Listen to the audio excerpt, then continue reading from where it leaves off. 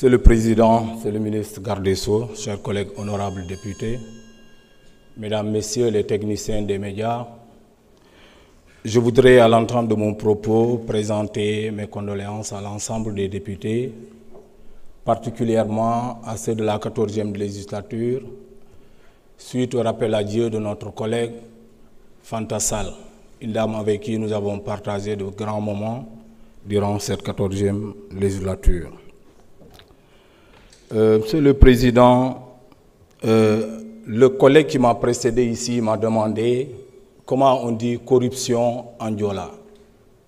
J'ai cherché, j'ai longuement cherché, je n'ai pas pu trouver. Je me suis rappelé et je me suis contenté de lui dire sama mami xamuñu woon lan mooy guerre. Diola xamul lan mooy guerre te Diola dignité mayu ko mu nangu ñu koy guerre. Voilà pourquoi dans la communauté Diola, ce mot n'existe pas. Et s'il faut trouver, il faut construire une expression longue pour pouvoir le dire. Donc, voilà la réponse, encore une fois, que je vous ai consacrée.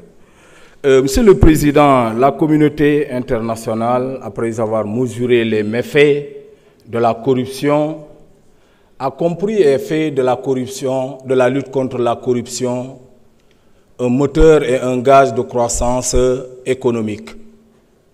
La communauté internationale a créé la Convention des Nations Unies contre la corruption. Au niveau régional, nous avons la Convention de l'Union africaine sur la prévention et contre la corruption. Le Sénégal ne pouvait pas être en reste après avoir ratifié ces textes internationaux. À l'image de ses voisins comme la Côte d'Ivoire qui a mis la grande autorité de la bonne gouvernance logée à la présidence de la République. J'ai entendu quelqu'un dire que l'OFNAC ne doit pas être logé à la présidence de la République. Et le Sénégal également s'est inscrit dans ce sillage en créant l'Office national de lutte contre la corruption. Et aujourd'hui, nous avons constaté depuis que sa création suspecte en février 2024, à la veille d'une élection, ses membres n'ont jamais pris sérieusement en question la lutte contre la corruption.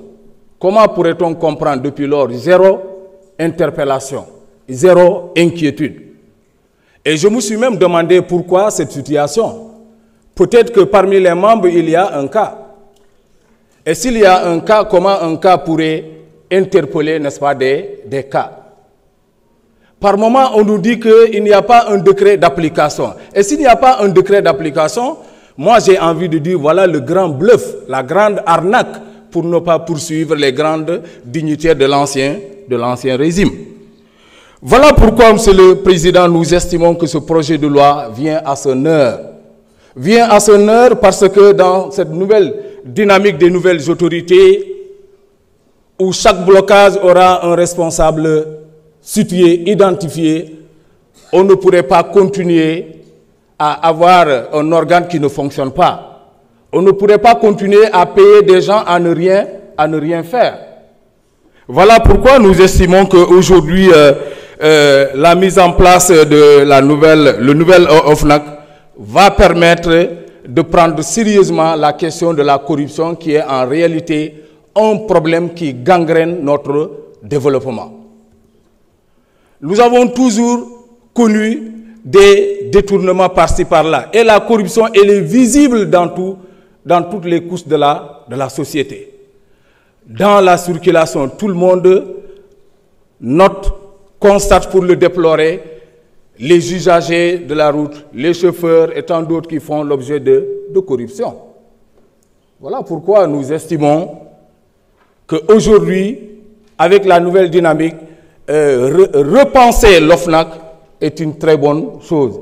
Voilà pourquoi nous sommes là aujourd'hui pour adopter le projet de loi afin que la lutte contre la corruption soit une réalité au niveau de notre pays et non pas une simple déclaration des intentions qui ne sont jamais mises en œuvre. Merci, Monsieur le Président. Jërëjëf honorable Aline Dieye.